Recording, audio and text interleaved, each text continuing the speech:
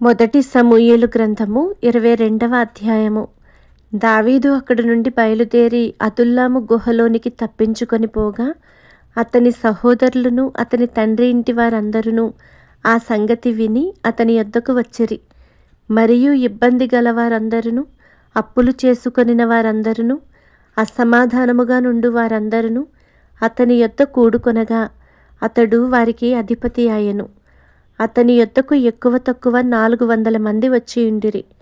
తరువాత దావీదు అక్కడి నుండి బయలుదేరి మోయాబులోని మిస్పేకు వచ్చి, దేవుడు నాకు ఏమి చేయునది నేను తెలుసుకొని వరకు నా తల్లిదండ్రులు వచ్చి నీ యొద్ద నుండనిమ్మని మోయాబు రాజుతో మనవి చేసి అతని యొద్దకు వారిని తోడుకొని పోగా, దావీదు కొండలలో దాగియున్న దినములు వారు అతని యొద్ద కాపురముండిరి. మరియు ప్రవక్తయగు గాదు వచ్చి కొండలలో ఉండక యూదాదేశమునకు పారిపొమ్మని దావీదుతో చెప్పినందున దావీదు పోయి హారెతు అడవిలో చొచ్చెను. దావీదును అతని జనులను ఫలాని చోట ఉన్నారని సౌలునకు వర్తమానమాయెను. అప్పుడు సౌలు గిబియా దగ్గర రామాలో ఒక పిచుల వృక్షము క్రింద దిగి ఈట చేత పట్టుకొని ఉండెను. అతని సేవకులు అతని చుట్టూ నిలిచియుండగా సౌలు తన చుట్టూ నిలిచియున్న సేవకులతో ఇట్లనెను, బెన్యామీనీయులారా ఆలకించుడి. యెష్షయి కుమారుడు మీకు పొలమును ద్రాక్షతోటలను ఇచ్చునా? మిమ్మును సహస్రాధిపతులుగాను శతాధిపతులుగాను చేయునా? మీరెందుకు నా మీద కుట్ర చేయుచున్నారు? నా కుమారుడు యెష్షయి కుమారునితో నిబంధన చేసిన సంగతి మీలో ఎవడునూ నాకు తెలియజేయలేదే?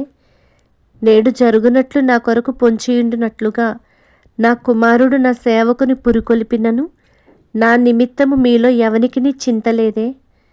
అప్పుడు ఎదోమీయుడగు దోయేగు సౌలు సేవకుల దగ్గర నిలిచియుండి, యెష్షయి కుమారుడు పారిపోయి నోబులోని అహీటూబు కుమారుడైన అహీమెలకు దగ్గరకు రాగా నేను చూచితిని.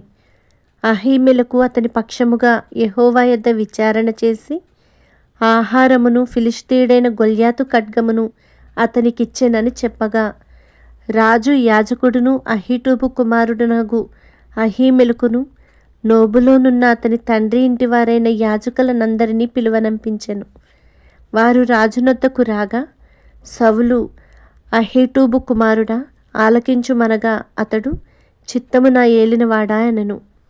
సౌలు, నీవు యెష్షయి కుమారునికి ఆహారమును ఖడ్గమును ఇచ్చి అతని పక్షమున దేవుని యొద్ద విచారణ చేసి అతడు నా మీదికి లేచి నేడు జరుగునట్టు పొంచియుండుటకై అతడును నీవును జతకూడితిరేమని అడుగగా, అహీమెలకు, రాజా, రాజునకు అల్లుడై నమ్మకస్తుడై ఆలోచనకర్తయై నీ నగరిలో ఘనత వహించిన దావీదు వంటి వాడు నీ సేవకులందరిలో ఎవడున్నాడు? అతని పక్షముగా నేను దేవుని యొద్ద విచారణ చేయుట నేడే ఆరంభించితినా? అది నాకు దూరమగునుగాక. రాజు తమ దాసుడనైన నా మీదను నా తండ్రి ఇంటి వారందరి మీదను ఈ నేరము మోపకుండునుగాక.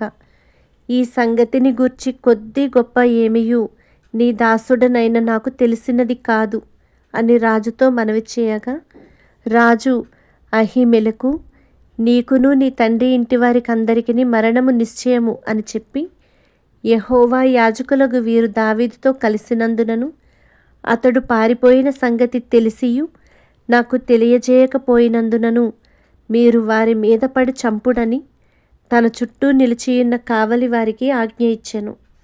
రాజు సేవకులు యెహోవా యాజకులను హతము చేయనొల్లకయుండగా రాజు దోయేగుతో, నీవు ఈ యాజకుల మీద పడుమని చెప్పెను.